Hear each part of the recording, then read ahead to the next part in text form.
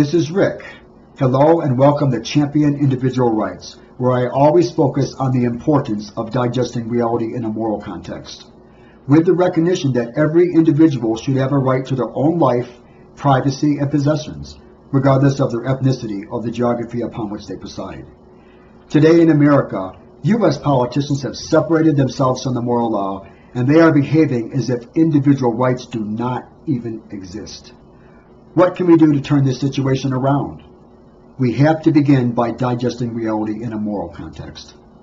Today's focus is going to be on the nipple of the state and the role it plays within the contamination. While you are at a young, vulnerable age, the force of government moves in and begins programming you as to how you are to think about things. During this stage of your development, you have no awareness of flawed thinking. For thousands of years, political leaders have been programming the human race with many ill-conceived perceptions, resulting in a contaminated thought process, of which is used to the benefit of those in power and controlling the masses.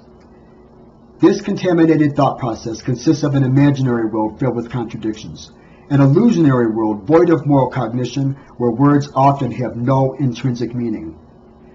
Within this thought process, reality is not deciphered in a moral context. Everything is propped up through the good goal fallacy, which implies that the goals of political leaders are so high, that they are so lofty, that they can do anything that they want in order to achieve their goals. We are all told that they are acting in the name of promoting for human rights, for spreading democracy, or that they are acting in the name of the greater good for the greater number. In reality, stealing and murder are equally immoral, whether they can be committed by an individual, 5 men, or an army of men under orders from politicians. This illusion has been used to separate themselves from the moral law. In reality, the moral law applies to all rational creatures necessarily, to all of the human race, and that would just happen to include the political leaders of the world. Today, I wanted to focus on the nipple of the state and its relevancy in regards to concept manipulation.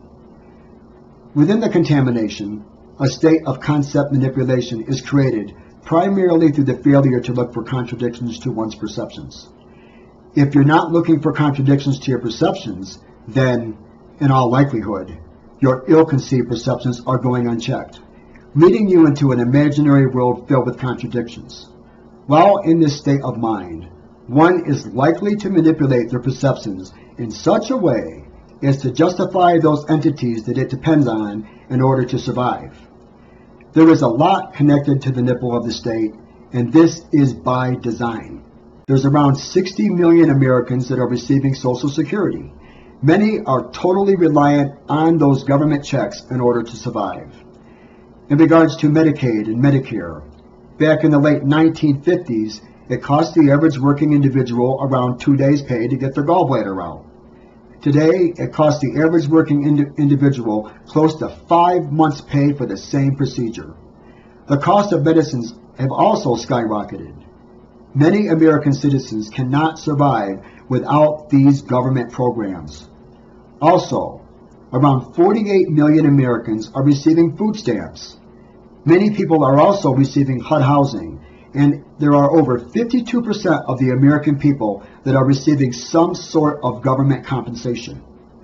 Quote, "If there's one thing government is good at, it's crippling you, then handing you a crutch and saying, 'See, you can't survive without me.'" I have just quoted the late Harry Brown.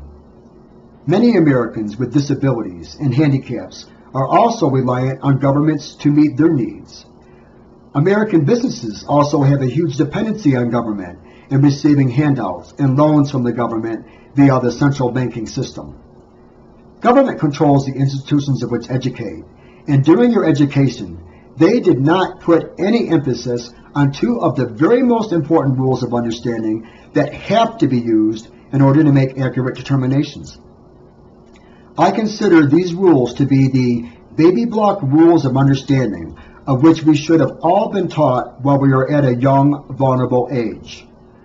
Rule number 1, never claim certainty to that which is hypothetical. it is necessary that one be able to distinguish between knowing and thinking. When you know something, you can prove its possibility. 2. Always look for contradictions to your perceptions.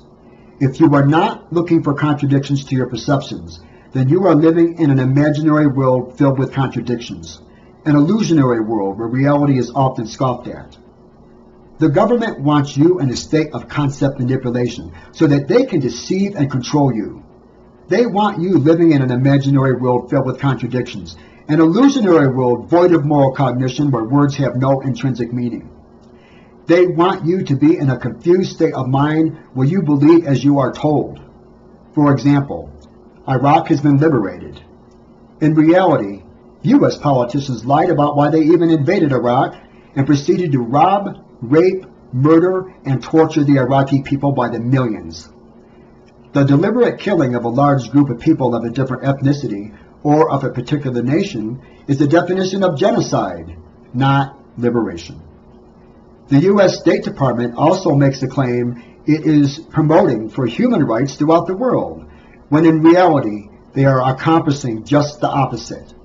They have dehumanized the Iraqi people to the point where they can even lie about why they are sending them to their deaths and destroying their cities, torturing and raping them while they are at it.